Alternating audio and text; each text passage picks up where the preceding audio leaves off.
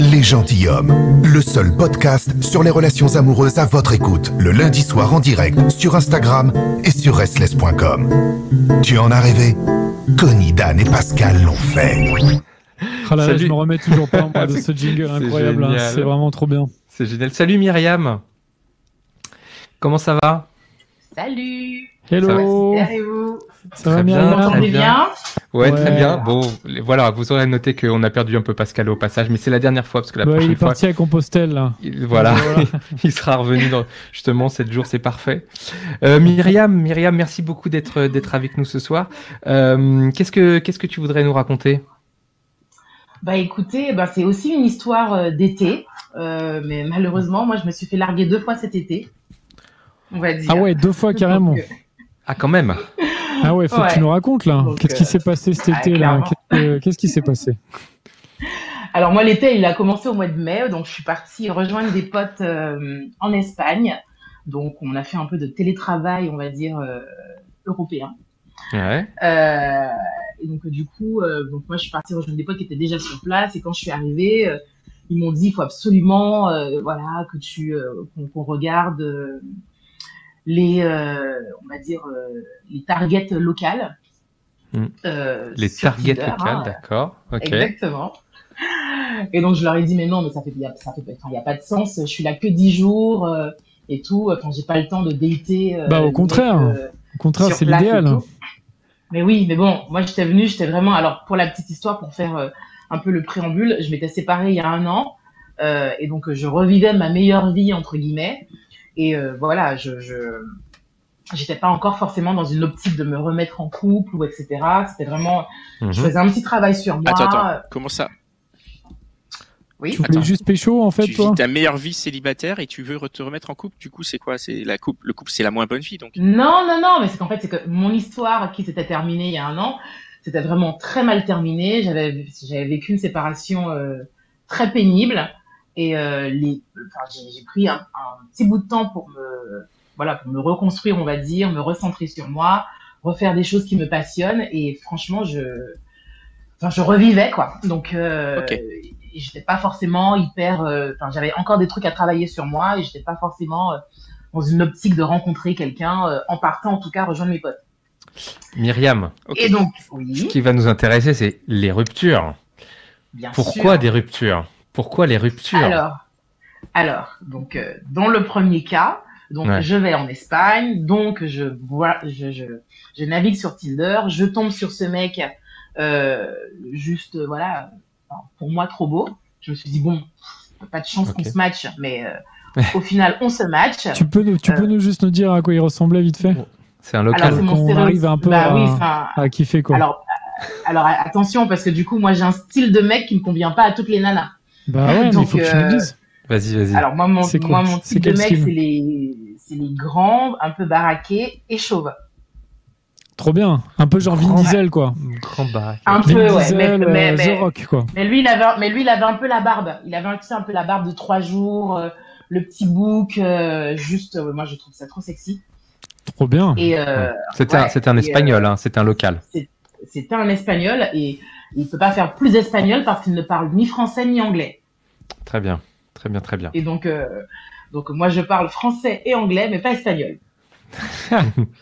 Donc vous avez pas beaucoup parlé, on va dire. En fait c'est qu'au début moi je trouvais ça trop drôle et je me suis dit non mais ça va aller nulle part ce truc. Donc en fait c'est mes potes qui parlaient un peu plus espagnol donc qui faisaient un peu les conversations avec moi donc on était genre 4 à faire la discussion avec lui. Et puis ensuite on est passé à Google Trad parce que voilà je vais pas mêler les potes tout le temps à la discussion. Et donc en fait pendant 1 semaine il essaye de me tanner pour qu'on se voit. Moi j'étais pas hyper motivée parce que je me dis je pars dans pas longtemps, ça sert à rien. Au final je me décide d'aller le voir avec une copine et quand on fait la rencontre, lui il était venu avec un de ses cousins et je suis littéralement tombée, les bras m'en sont tombés comme on dit et coup de cœur, coup de foudre, je ne sais pas comment ça s'appelle mais de fou. Je me suis retrouvée comme une gosse de 14 ans, le cœur à battre la chamade. Enfin, on s'est mangé des yeux littéralement toute la soirée. Et de là, voilà, il a commencé une histoire un peu sympathique. Donc, on s'est vu ce soir-là. On a C'est trop bien. baragouiné comme on pouvait. Donc ma pote faisait un peu les trades, son cousin faisait un peu les trades et tout. Le lendemain, on s'est dit ok, on se voit que tous les deux. Donc on a été au restaurant, il m'a invité au resto et c'était trop marrant, c'était trop mignon parce qu'en fait il y avait donc nous deux plus Google Trad au milieu de la table quoi. Ouais. Et donc on a commencé une histoire mais vraiment juste super jolie. Je suis partie moi quelques jours après. On a continué à se contacter et à discuter. On s'est rendu compte qu'on se manquait de fou parce qu'en fait entre-temps, avant la fin du séjour, j'avais passé 2 nuits avec lui. Il m'avait emmené chez sa famille, dans la villa de son oncle et de sa tante. On avait passé un week-end juste aux petits oignons. Il était venu dans la maison avec mes potes où on avait organisé une soirée. Donc tous mes potes l'avaient rencontré et il l'avait entre guillemets validé. Et quand je suis rentrée en France, on s'est dit mais en fait comment on va faire absolument qu'on se revoie. Et du coup moi j'ai projeté de revenir une semaine après le voir. Donc on a passé une semaine à nouveau ensemble. Direct. Ouais. Ah ouais. Oh là là. Donc je suis partie 2 semaines après et il avait organisé une semaine juste aux petits oignons. En fait, comme il voulait pas que j'aille chez son oncle et sa tante chez qui il était hébergé. Donc en fait, sa famille a des appartes en Espagne. Donc du coup, son oncle nous a prêté un appart où on est resté quasiment toute la semaine. Ensuite, on a été rejoindre des amis à lui qui étaient de passage. On a passé pareil 2 jours avec eux. Il avait organisé un truc, des visites, des machins, alors que c'est pas son truc à la base, mais comme il sait que moi j'adore voyager et que je suis très tourisme, etc. Donc en fait il avait organisé un séjour vraiment de fou. Donc on était, ça m'a conforté, ça nous a conforté dans le fait où on n'a pas envie que ça s'arrête. Donc on a projeté de passer le mois d'août ensemble. Donc où je devais donc aller le rejoindre. En Espagne, passer les 3 semaines avec lui, où on ferait la côte. Enfin bref, on est parti dans un délire. Mais sauf qu'il m'avait toujours dit qu'il n'était pas hyper à l'aise avec le fait qu'on soit à distance. Je lui ai dit, écoute, c'est pas compliqué, c'est pas difficile pour moi, puisque voilà, j'ai un peu des facilités pour voyager, donc moi je peux venir, c'est pas un problème. Et puis on vit un peu au jour le jour. Donc on verra bien où ça nous mène, mais c'est que c'est tellement rare on va dire cette sorte de symbiose. Et donc ne pas s'en priver et on verra bien, peut-être que l'avenir nous donnera tort, mais vivons ce truc à fond quoi. Et on avait tous les deux des paillettes dans les yeux. Et qu'a dit l'avenir alors? Ouais. En fait, vas-y, on t'attend là. Donc je suis rentrée en France le mois de juillet, on s'est pas vu parce que du coup c'était un peu compliqué, donc on avait programmé de se voir tout le mois d'août. Et en fait à une semaine en fait au final c'était plus moi qui partais en Espagne, mais lui qui venait en France. Et à 5 jours d'arrivée à Paris, en fait, il m'a dit finalement qu'il le sentait plus, qu'il sait très bien qu'on allait passer une semaine, qu'on allait passer un mois magnifique ensemble, mais qu'après qu'il allait se retrouver tout seul en Espagne, que la distance est dure et qu'il veut pas être privé de moi. Enfin bref, tout un blabla pour me dire qu'en fait, que la distance c'est. Comment ça, tu dis tout un blabla? Ça veut dire que pour toi c'était du blabla, tu penses pas que c'était vrai et qu'il s'est protégé? Je pense que non, je pense que si, parce qu'en fait durant le mois de juillet, à 2 reprises, il a eu un moment de stress où vraiment il était, je vais pas dire au fond du trou, mais il était vraiment nostalgique qu'on ne soit pas ensemble et en fait où il m'appelait limite vraiment pas bien et que j'ai dû le rassurer en lui disant mais oui, je sais que c'est long le mois de juillet, mais t'inquiète pas, on a 3 semaines ensemble au mois d'août où ça va être le feu, on va pouvoir se voir tous les jours. Et ensuite, et après, à partir de septembre, on verra. Je pourrais peut-être venir une fois par mois. Mais je lui ai dit, mais surtout, ne nous prive pas de ce mois d'août où on va l'avoir complètement ensemble. Et moi, j'étais vraiment partie dans un délire où je me suis dit, mais je ressentais des choses tellement fortes que je me suis dit, si ça se passe bien, moi, je me vois bien déménager dans 1 an. Ouais. Toi, t'étais parti, quoi. Tu imaginais carrément un déménagement, mais on reste quand même à la base. On parle d'un amour de vacances, non? Clairement. Dans les faits. Mais toi, t'étais à fond. Mais en fait, c'est que je me suis dit que si ça se passe bien et que potentiellement on arrive à tenir comme ça pendant un laps de mois, parce que le but c'était pas de déménager là tout de suite, parce que moi je reprenais mes études, donc je me suis dit l'année qui vient va être charnière. Mais du coup, attends, tu le connaissais depuis combien de temps pour te projeter autant? En fait, depuis le mois de mai, mi-mai. Et ensuite, je suis partie le voir au mois de juin. 2 mois et demi, quoi. Ouais, carrément, quasiment. Mais en fait, c'est que vu mes antécédents et les histoires que j'ai vécues avant, entre guillemets, j'ai su reconnaître quand quelque chose était assez spécial. Et ce genre de coup de foudre simultané, histoire forte, et c'était réciproque. On la vivait à fond tous les deux, on ressentait la même chose. Je me suis dit, après bien évidemment, je reste la tête sur les épaules. Le but n'était pas je vais pas déménager là en septembre pour dire je me barre en Espagne. Mais je me suis dit, si ça se passe bien, de nous deux, j'étais la seule à pouvoir me projeter. Et donc au niveau rupture, donc il t'a dit en gros, je le sens pas, je préfère arrêter maintenant plutôt que d'être triste plus tard, c'est quoi? Exactement, c'était exactement ça. Il me dit en fait, il voyait déjà comment il était mal au mois de juillet, qu'on puisse pas se voir, etc. Puisque lui, entre guillemets, il a jamais vécu de relation à distance et que lui, il a besoin d'avoir la personne, tout le temps. Ce que je peux comprendre. Hein. Et comme il m'avait déjà un peu fait le coup avant que je vienne au mois de juin. Donc du coup, ça m'a lassé parce qu'en fait, c'était tout le temps moi au mois de juillet qui le rassurait. Je me suis dit, en fait, je peux pas être tout le temps celle qui tire le couple vers le haut. Parce que moi aussi, des fois, j'ai des moments de down et je peux pas tout le temps être celle, entre guillemets, qui rassure. Voilà. Et Myriam, c'était le début quand même. Mais bon. Donc Myriam, c'est chaud quand même parce qu'on est au mois d'août. Là, tu as une vilaine rupture. C'est-à-dire qu'il y en a une deuxième qui est dans le viseur, là, que tu ne sais pas. Elle est quand celle d'après? Ouais. Alors du coup, on se sépare donc début août, donc fin juillet, début août. Donc au mois de août, je morfle comme pas possible. Donc je me lance dans mes activités préférées à fond. Je pars à la montagne, je vais faire de la rando pour me sortir, pour me remettre un peu les idées un peu droites. Et donc fin août, je me dis allez, je me relance sur les applis. Je retourne en Espagne pour pécho. Non, je me relance sur les applis, mais là je suis pas prête à retourner dans un truc sérieux, donc je cherche une histoire légère. Ok.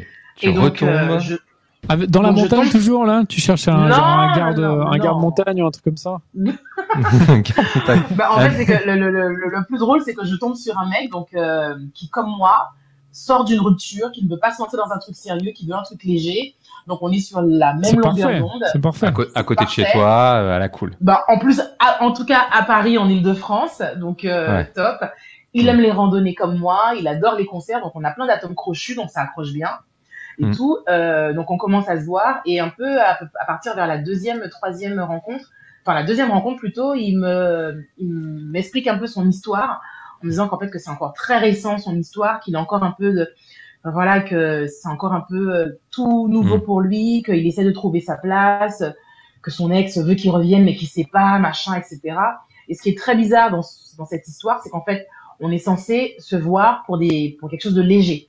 Donc pas d'attache, pas de projection à la mort moelle-neu ou de trucs comme ça. Sauf que dans son approche, c'est tout l'inverse. On cuisine ensemble. Très vite, il me propose de préparer un week-end pour aller faire de la randonnée. Donc, tout ce que j'aime, quoi. Attends. Ça, pour toi, c'est pas léger, du coup. Cuisiner ensemble, ça va, c'est... Ça engage à rien. Je suis désolée. Oui, mais en fait, c'est que, il proposait beaucoup des activités ensemble. C'est juste qu'il faut bien manger, tu vois.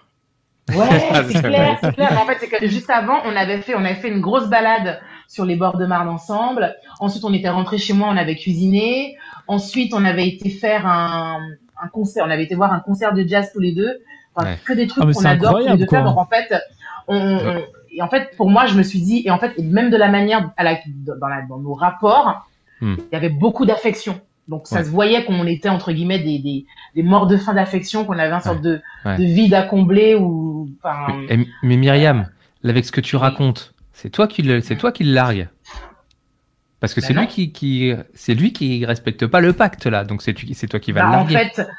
En fait, si tu veux, je me suis dit c'est dangereux. Je me dis danger. Surtout quand je commence à comprendre en fait qu'il est très épris encore de son ex, que leur histoire n'est pas totalement finie, qu'il sait pas où est-ce qu'il en est, mais en même temps il fait tellement plein de choses pour essayer peut-être de se convaincre qu'il a tourné la page.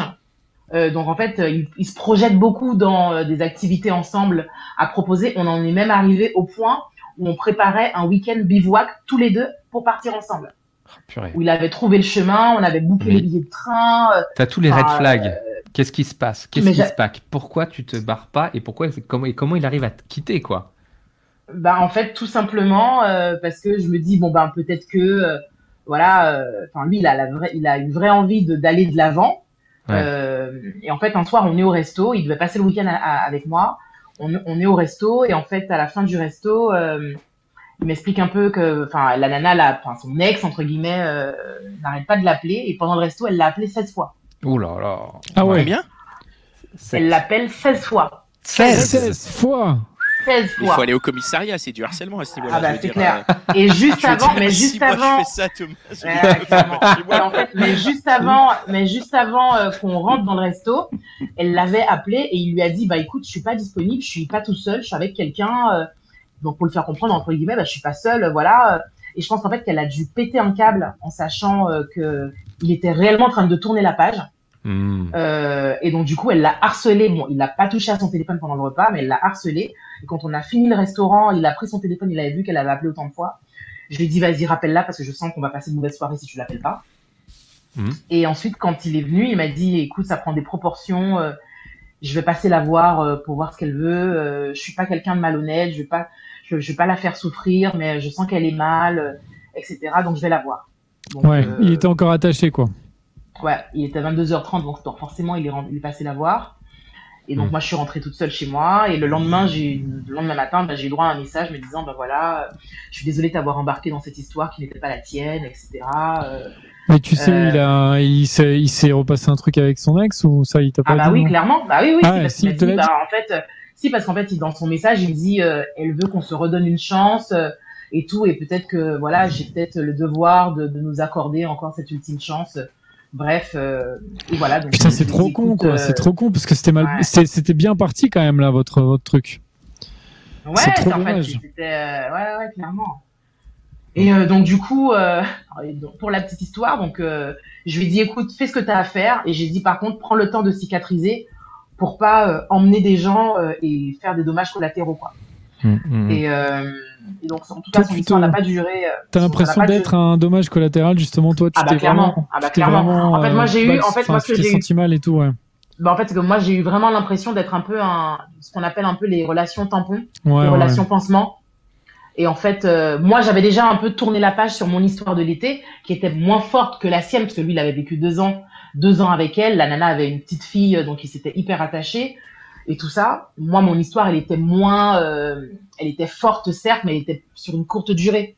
Donc, alors que lui, il avait un plus gros vécu, donc il avait besoin de plus de temps.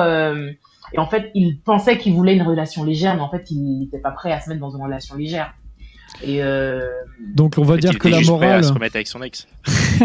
En fait, je pense qu'il n'avait pas tourné la page, donc il espérait encore quelque part. Et donc le fait que là, elle ait ce sursaut en lui disant reviens, je t'aime, je sais pas quoi, bref, peut-être qu'il attendait que ça. Donc, donc la morale, c'est il faut pas se taper un mec ou une meuf qui sort d'une relation. Exactement. On va dire depuis pas trop longtemps. Le pire, c'est que j'avais déjà ce no-go, mais je me suis dit, je me suis dit, comme on était parti pour une relation légère, ça poserait pas de problème. C'est ça, ouais. Donc, c'est ça, à la base, c'était pour une relation légère, quoi. Donc, exactement, mais le contrat n'a pas été respecté, et puis moi, je me suis laissée un peu emporté en me disant pourquoi pas. Ouais, mais en même temps t'étais sincère, tu vois, t'étais sincère, donc moi à ta place je me reprocherais rien, quoi. Enfin, je pense que tu dois pas te faire de reproches, quoi. Moi j'ai une vraie question, est-ce que le resto c'est lui qui l'a payé? Oui.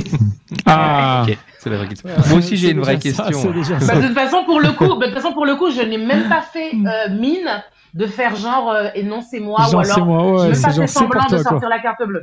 J'ai même pas fait semblant de sortir la carte bleue. Myriam, du coup, tu te retrouves avec deux ruptures dans l'été.